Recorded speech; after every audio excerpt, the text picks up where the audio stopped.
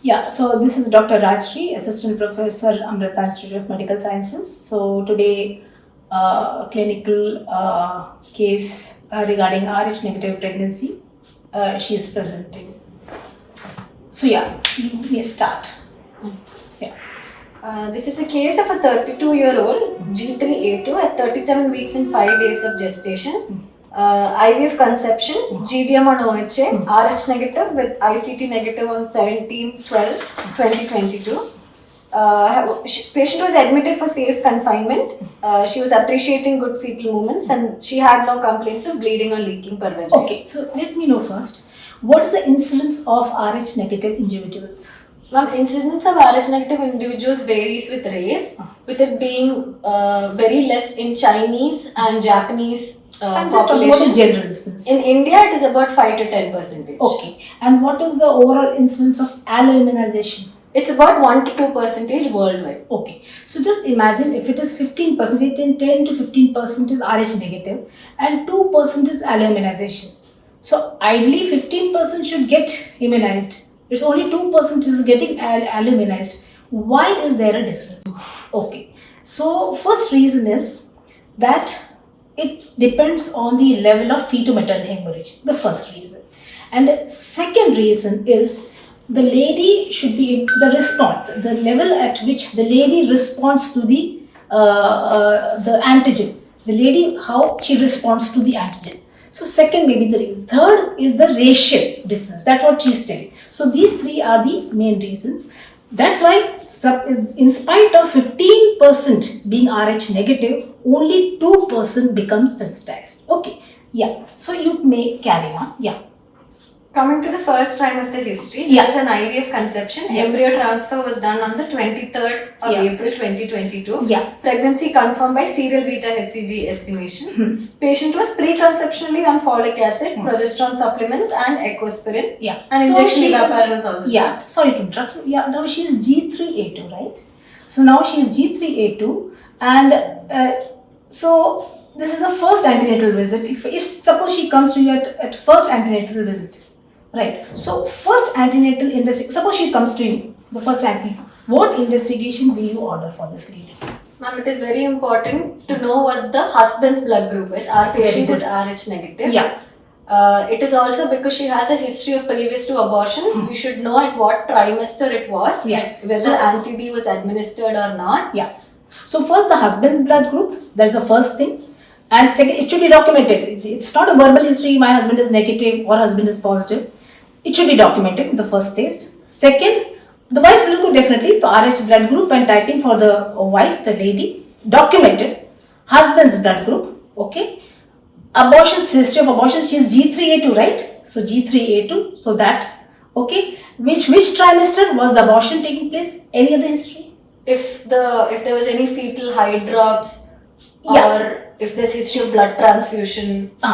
Any other thing? If I'm talking about abortion, anything? Post-abortion, anything was done? Whether anti-D was given to her.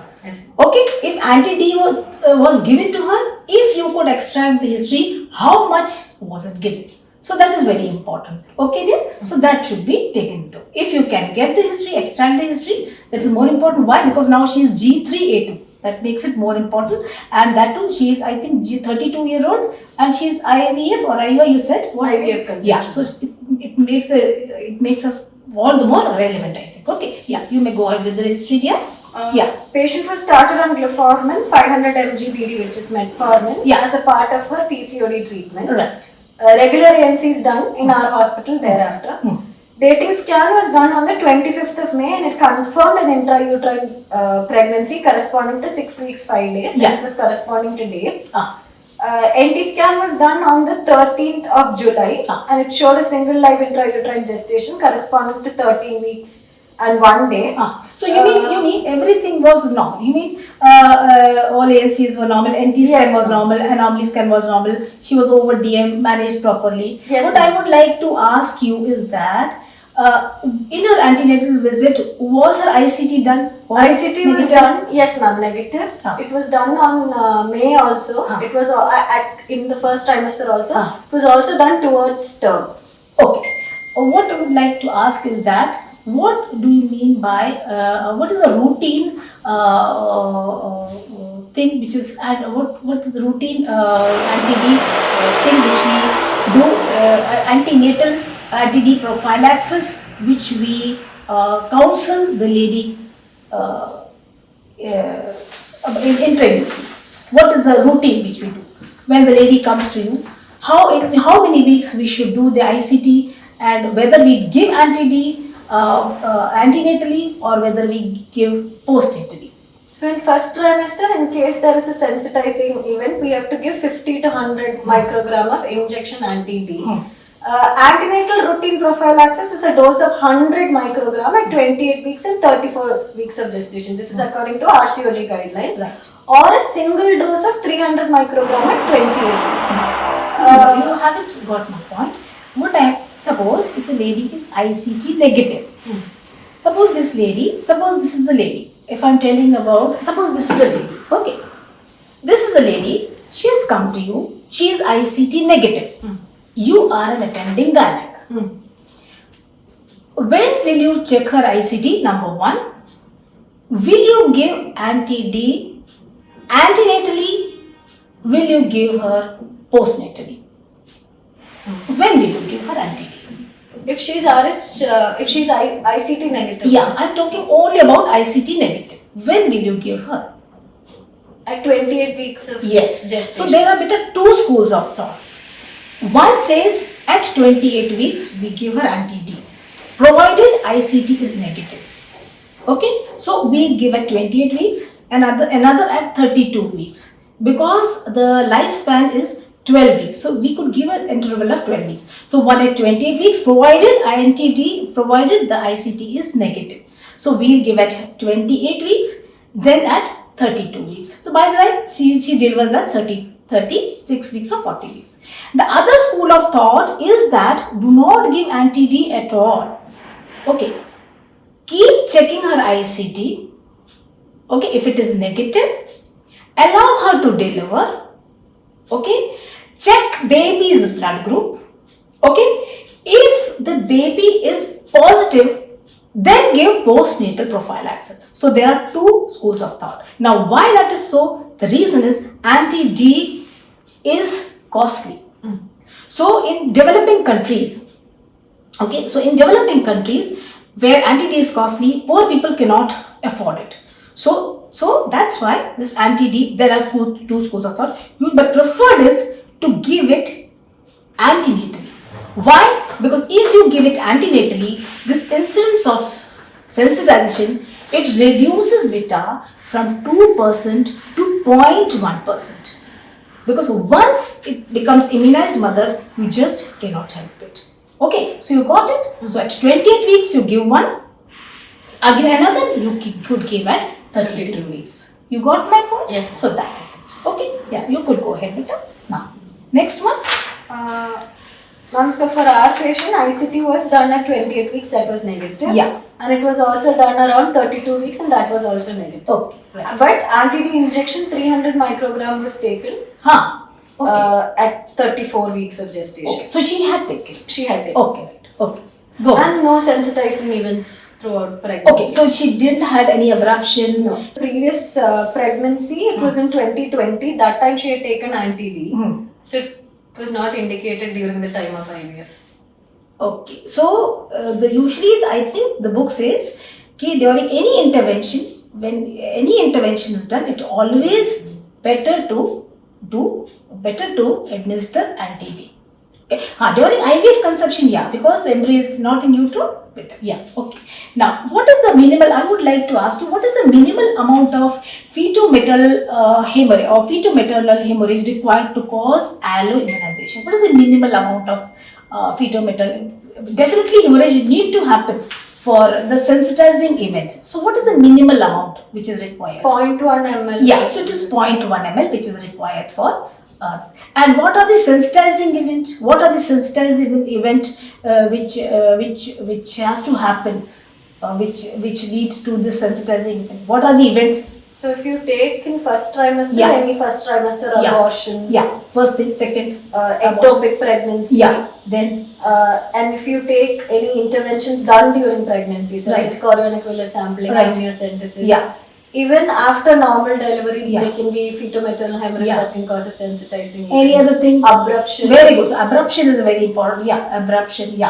So all these things could be. So antepartum hemorrhage. Then manual removal. When you take manual removal of placenta, all these things. External cephalic. So when you're intervening, all these things lead to excess fetal-maternal hemorrhage, and that could lead to more sensitizing. So the more the blood, the more blood is lost, or the more blood fetal blood mingles with the maternal blood, more chance of sensitization is there. So what are the tests done to check whether the lady is sensitized or not? We do something called the Coombs test, and this is an anti-globulin test. So there is something called the direct Coombs test and indirect Coombs test. Direct Coombs test, you will do it on the fetal cord blood. Indirect is done on the maternal serum. So direct Coombs test, you are finding the antibodies that are already bound to the fetal RBCs, whereas in indirect Coombs test, you are detecting the antibodies that are against the RBCs that are present in the maternal serum. Which is easy to do? Indirect Coombs test. So indirect Coombs test. ICT na? So ICT beta indirect. Who is directly getting affected? The baby. So direct Coombs test, it is the baby's blood. We do it in fetal blood. Okay, this is the RBC, and so this is the RBC. Over that, the antibody gets. That is a direct Coombs test. Who is indirectly getting affected because of that? The mother. So that is the antibodies which we detect in the maternal serum. That is the indirect Coombs test. So we check whether mother is immunized or not. That is the ICT. Okay. So that is the direct and the indirect Coombs test. Okay. Now tell me, suppose ICT is positive. Chalo bhai ICT, this is the lady, ICT we tell it is positive. First ANC visit, I am now flipping the question. Now ICT is positive. Now first antenatal visit, the lady is ICT positive. Now you are perplexed, yeah, this is lady's ICT positive. Now what will you do next? Now ICT is positive, what will you do next? ICT is positive, then you start checking for titers. Very good. So next thing will be, you check the titers. So what are the critical titers at which you should be cautious? What are the critical titers you should be cautious? What are the critical titers whereas you should be cautious? 1:32. 1:32. So some labs says 1:60. The other lab says 1:32. What is the sweet 16? Sweet 16 is the age. So some says sweet 16. Yaad rakhna. 1:16. Some says 1:32. At least 1:16 or 1:32. Okay. So till that level you can wait and watch. Okay. And when or how frequently you should check the titers, beta? How frequently you should check the titers? Every 4 weeks. Every month, na? Every month. Every 2 weeks, no point. So every month you should check the titers. Okay. The moment 1:16 it reaches, what next? You will change to what? You start with what will you do? You start checking with your ultrasound. Okay? You start checking with your ultrasound. You know that now your baby may be anemic. Okay? So you start checking with your ultrasound. Once we reach a critical titer of 1:16 or 1:32, we have to start monitoring the middle cerebral artery peak systolic velocity. So the reason why middle cerebral artery is chosen because it is easy to identify on scan, visualize on scan, and the cutoff for MCA-PSV is 1.5. Yeah. 1.5. Yeah. So we have to scan for MCA-PSV every 2 weeks until 1.5. Okay, right. Yeah. So we choose MCA-PSV or middle cerebral artery peak systolic, not volume, velocity. Okay, and more than 1.5, right? Multiples of median, है ना? So why we choose this? Because एक तो ये है, one reason is that it is easy to visualize, and second is that see beta, baby is anemic, है ना? Hyperdynamic circulation, so heart beats faster. Point number 1, है ना? Point number 2 is that preferential what we say, preferential circulation to brain. Third is that because of lysis, blood becomes thin. Up, you just imagine the consistency of honey, just imagine the consistency of petrol. Which flows faster? Petrol will flow faster. So that because of that, velocity increases. So that is an indirect indicator that blood is thin. Okay, here also same formula is applied. So that systolic velocity increases. So multiples of beta 1.5. So that cutoff figure is 1.5. So if it is less than 1.5, we can still wait and watch and continue with pregnancy. We could still push on with the pregnancy because in utero babies, still we want the baby to be in utero. It is a safe environment for the fetus to be in utero. If it crosses 1.5, what next, beta? You will do an intrauterine transfer. Excellent. Okay, so you have planned for an intrauterine transfusion, right? But which blood you will use for intrauterine transfusion? Which blood you will use? We will use a gamma irradiated O negative blood. Okay, so you have planned for intrauterine transfusion. How frequently, first of all, how frequently you will monitor this MCA PSV? First point. Every 2 weeks or 10 days. So every 10 days to 2 weeks, you will monitor this MCA PSV. You will keep a close watch on this MCA PSV, right? So if it is increasing and if it touches if it is suppose 1.2, 1.3, you will be watchful. If it is 1.5 and going below, immediately you will alert, okay, TK, it needs a blood transfusion. Okay, time for a transfusion. Your starting transfusion. You said gamma irradiated O negative blood. Where? Where? Into the umbilical vein. Where? Which site? Placental. Very good. Why are you choosing that site, beta? Why are you choosing that site? Placental site. Why are you choosing that placental site? Why are you choosing that? Easy to access first, and that is the stable site. If you choose that loose umbilical cord which is floating, okay, that inadvertently will cause bleeding and will cause an intrauterine death also. So this is a fixed area. It is easy for you to do an intrauterine transfusion. Okay. And how long will you continue this transfusion, beta? Any period of gestation? Up to 34 weeks of excellent. So up to 34 weeks period of gestation, you could apply for intrauterine transfusion. Very good. Okay. Now tell me the hazards of intrauterine transfusion. What are the hazards of intrauterine transfusion? Ma'am, like you mentioned, any inadvertent injury, so it can cause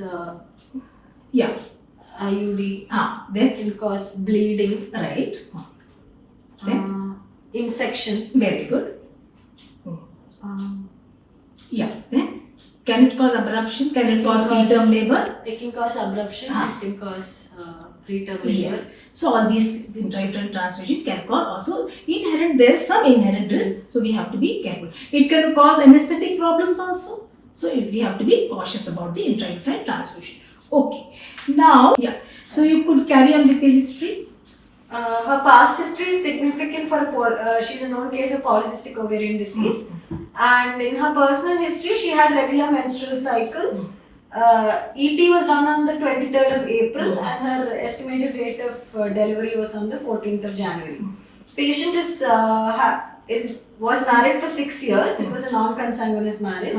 Anything relevant in the personal history, blood bowel, everything is normal? No. It's just in 2019 and 20 she had history of abortion and anti-D was taken for both. Patient is A negative, husband is B positive. Okay, right. Any specific history of blood transfusion, anything done? No. Nothing? In pregnancy, no. No history of APH. Okay. Have you done general examination? Yes, ma'am. Okay. So everything was General normal? examination was fair.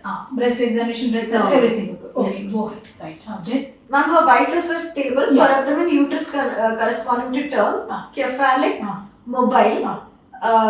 Uterus was relaxed. Fetal movements were perceived and FH was confirmed with Dopplers. Okay.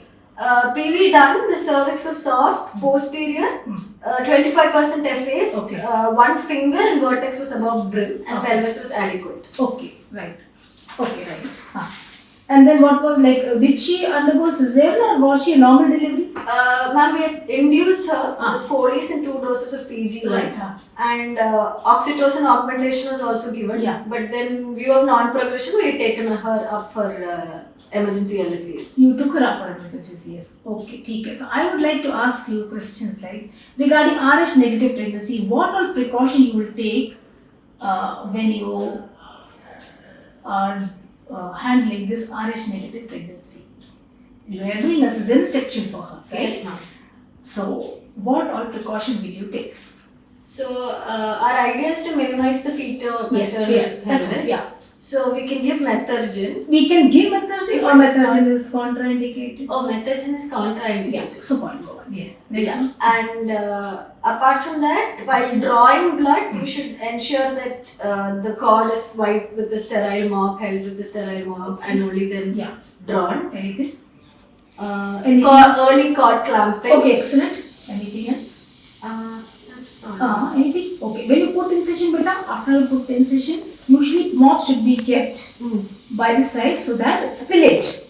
Okay, spillage of the maternal blood to the fetal blood. When you put incision, the maternal blood may come in contact with the placenta of the fetus. Okay, so that spillage should be avoided. Okay, so all these things, methergine should be contraindicated, and manual removal of the placenta. Massage nicely so the placenta delivers spontaneous delivery without any too much of traction. It should be delivered. So don't try to remove the placenta manually. As far as possible, gentle removal. That's what the book says. Gentle removal of the placenta. I don't know what the meaning of the term gentle removal, but the book says gentle removal of the placenta.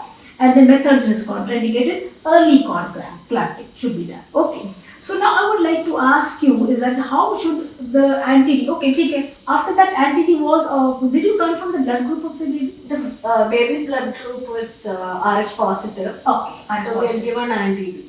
She was administered. She was given. So let me know. Now we are saying anti-D, anti-D, anti-D, right? How should anti-D be administered, and let me know how it is stored.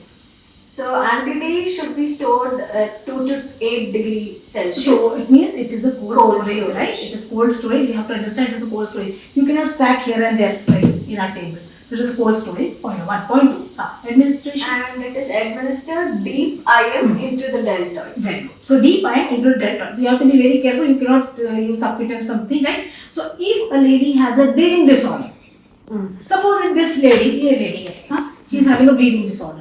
So how do you administer now? So book says that you can have a subcutaneous or a intravenous, but preferentially intramuscular is the preferred route. But if she is having some bleeding disorder, we can have a subcutaneous or intravenous, but preferably deep IM in deltoid is preferred route. Okay. Now another thing which I would like to say is that how long does this anti-D last? It lasts for 28 days. 24 to 28 days it lasts. And could you tell me that how much ml will we give for this fetal maternal hemorrhage? There should be some calculation. So how much is the calculation? So 300 microgram of anti-D can neutralize 30 ml of blood, which is like 15 ml of RBC. So very easy to remember. 300 microgram, 30. So 300 microgram of anti-D, 30 ml of blood, 15 ml of RBC. So that's all. Okay. Acha. So that's what. Okay, na. And if suppose, how will you give? Like when should you give? Suppose this lady delivered just now. So you will give now, after 24 hours, after 1 week, after 1 month or 1 year. When will you give? It should be given within 72 hours. Very good. If not given within 72 hours, what will you do? It is always better to administer if the baby's blood group is positive. If not within 72 hours, then what do you do? If I have forgotten, if I haven't given within 72 hours, then you can still go ahead and administer. Give at least within 28 days. Okay, so at least within 28 days you should give anti-D. Okay. Yeah. So now I would like to ask you one thing that now in spite of giving anti-D, mother becomes ICT positive in the next pregnancy. So what are the reasons? So one reason can be that the administration was not proper. What do you mean by administration not proper? So the dose would not have been proper and the route, deep IM, it might not have been given deep iron. Deep iron. Sometimes subcutaneous. Yeah. It would have gone only to Yeah. Okay. Then. Then this anti-D should be stored at 2 to 8 degrees. So there could be a storage problem. Yeah. Then. The calculated fetal maternal hemorrhage would have been more. Yeah. So means that you have fetal maternal hemorrhage would have been more. And you could have given just the 300. Actually, it would have required much more than that. Yes. So sensitizing event would have been a big one. The dose would not have been adequate. So dose problem, root problem, then the sensitizing event could be. So there are a lot of other problems that could be the reason for the. Okay, take. So that's it. Yeah. So now we have the lady has delivered. Okay. Now baby is out. We have done early cord clamping. We have said we have to take precaution in RH negative pregnancy. So we have taken precaution. Baby is out now. So what are the tests now to be done on the baby? We have to do test on baby, right? So what are the tests we are doing on the baby? So from the blood drawn from the cord, we have to check a complete blood count. We have to do ABO testing and RH testing also. We have to check for bilirubin, DCT. And manual counting of reticulocytes. So very easy to remember. A, B, C, D and reticulocytes. So ABO system, RS system, B से bilirubin ले लो, C से क्या जी CBC, D से DCT. DCT और last में बचा हुआ क्या है रेटिकुलोसाइट को. So A, B, C, D open reticulocyte. Just remember like that. ठीक है ना? So that's it. अच्छा. Have you heard about one test used to check the feto-maternal hemorrhage? There is a test that's called clear bed case. Very good. So just let me know. I don't want to go in detail. Just let me know the rough overview, roughly what is the crux of that test. Do you know any idea about that? Yeah. Yes, ma'am. So clear bed case test is to estimate the feto-maternal hemorrhage. The basic concept is when you use alcohol. It will elute the maternal RBCs but not the fetal RBCs. So the maternal RBC look like a ghost and the fetal RBCs will still be in there. Red and So in the low power field you will be seeing the you will count. You will count. After you fix it, you will count manually. So that is known as the clear bed test. Okay, so that is it. Okay, so now this lady delivered. Okay. You gave anti-D, you took a DCT, everything. She goes back home, everything is okay. She comes back, okay? We deliver second time.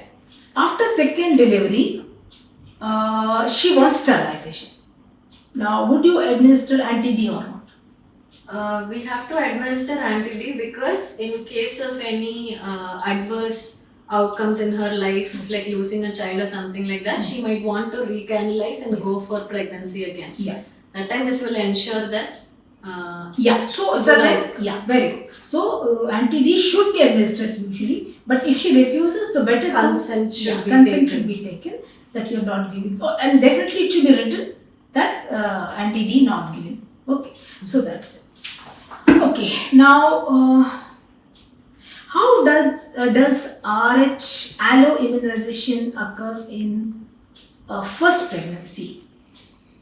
So how does it occur in first pregnancy and why the first pregnancy is spared? So usually when the maternal Rh negative blood comes in contact with the fetus's Rh positive blood, there's a alloimmune response. That's for the first time. For the first time. And the antibodies formed in this response is normally IgM. Okay. And these IgM antibodies will not be able to cross the placenta. So, moreover, the first pregnancy is spared and maximum fetal maternal hemorrhage occurs during the time of delivery. So, that is why the first pregnancy is spared. And even if IgG antibodies are to be formed, they will only be formed after 6 months. From the time of this response. So when in the first pregnancy, even if fetal-maternal hemorrhage takes place, IgM is formed. It is saline soluble antibodies. It is big antibodies. It does not cross the placenta, right? And the second antibody which forms after some time, recognition takes place, forms after some times. It is the IgG antibodies, which are, I think, albumin soluble antibodies, right? And it is big enough. Okay, it does not cross the, it crosses the plasma. Oh, sorry, it is small antibodies, it is incomplete, we call it as incomplete antibodies, and it crosses the placenta. That appears in the second pregnancy. Okay, so that's why first pregnancy is spared. That is the main reason for it. Okay, and I would like to ask you one more thing. Why not anti-D we usually give after 28 weeks. Now, when ICT is negative at 28 weeks, then we give anti-D prophylaxis. So, why not anti-D given before 28 weeks? It is told that the risk of sensitization prior to 28 weeks of gestation is just 0.1 percentage, and fetal RBCs start expressing this anti-D antigen only after 28 weeks. Yeah. So, if you take cost effectiveness into consideration, it is not recommended. Okay, so that's a correct thing. Okay. Now I will just flip the question. Let us guess that the lady is Rh positive. So can she have a chance that she may be having an Rh negative child? Yeah. So if the lady is Rh positive, she can be either homozygous positive or heterozygous positive. Heterozygous positive means that she has plus and minus in the chromosome. So if she gets, if an Rh positive mother gets married to, let's say, a homozygous negative blood group father. So, and if the lady is also heterozygous positive. In that case, there's a 50% chance that the baby will be Rh negative. But if the mother is also heterozygous positive, the husband is also heterozygous positive. In that case, there is a 25% chance. So she may be having, right? So if the only thing where she will never get a positive child is if she is homozygous positive, she will never have a negative child. If she is heterozygous positive, she will have a chance of a negative Rh negative child. So this pregnancy was managed nicely. She was given anti-D, and baby was doing well. Right? Yes, ma'am. Yes, ma'am. So now, suppose the lady was from village and it was not managed properly. She didn't receive anti-D. Maybe developed anemia, right? So tell me the spectrum of fetal affection in Rh negative pregnancy. If antibodies are developed. So tell me the spectrum. How does that? So fetal anemia happens, and then tuberculosis fetalis happens. So tell me the spectrum. How does it evolve? Yes, ma'am. So in its mildest form, it presents as fetal anemia, and there is no jaundice in the fetus. In the less severe form, it can present as icterus gravis neonatorum, which is pathological jaundice. And in its most severe form, it is fetal hydrops. Okay. So what happens actually? Anemia happens, hyperdynamic circulation happens. Okay, there is a lot of hemolysis which is happening. So what is happening? Where does this intravascular compartment shrinks? What is happening? Extravascular compartment, the albumin level goes down. So what is happening? Extravasation, third spacing. So third space compartment increases. So now what happens? That's why the fetus develops ascites. So third space compartment. So what all effusions will happen now? Tell me. Physiological, no. It will start with from head to foot cerebral edema, ascites, pleural effusion, pericardial effusion, pleural effusion, ascites, all these things. Hepatomegaly. Why hepatomegaly? Hemolysis. Hemolysis also. Then any other thing? Any other thing? Production of RBCs. Yes. Then splenomegaly also will happen. Okay, so all these things. Then bilirubin also. Why? Because RBCs are broken. So all these things will happen. Okay. What do you know Buddha sign?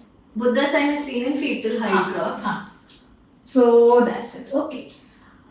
Okay. Yeah. So we have discussed this Rh negative pregnancy. So let me know what are the recent advances in the Rh negative pregnancy.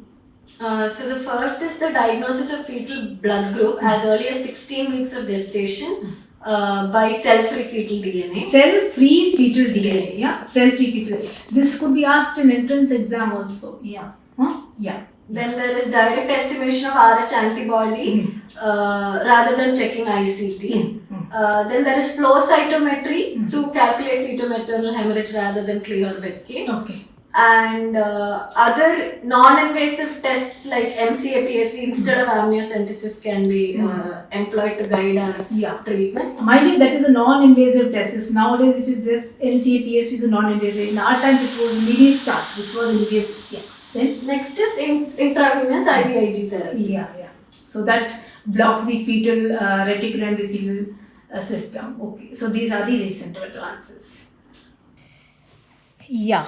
So to conclude the session, certain important points. So the incidence of Rh negative pregnancy is, we have to revise, 5 to 10% in India. And mind you, see, the incidence of Rh isoimmunization is only 1 to 2%.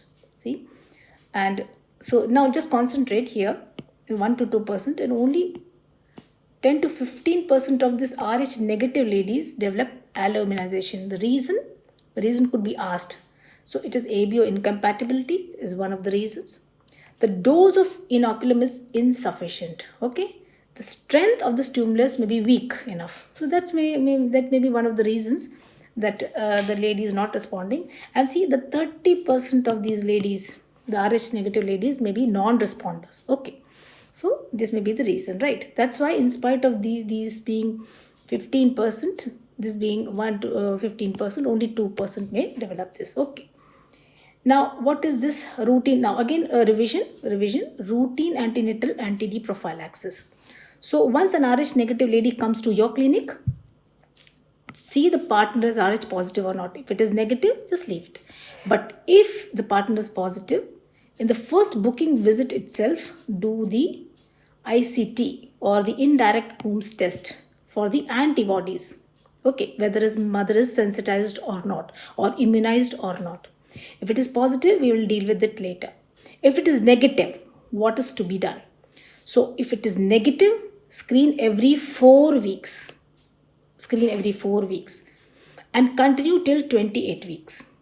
Okay, continue till 28 weeks. Now again, there are two things.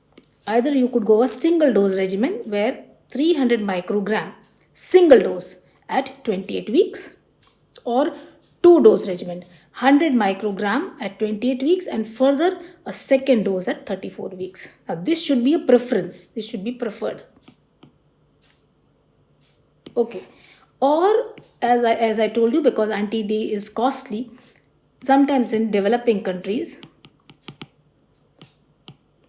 okay, developing countries, some people may not prefer, the patient is not affordable, so postnatal prophylaxis after the delivery of the baby. Once the baby is positive, the baby's blood group is positive, then we give the anti-D prophylaxis. Okay.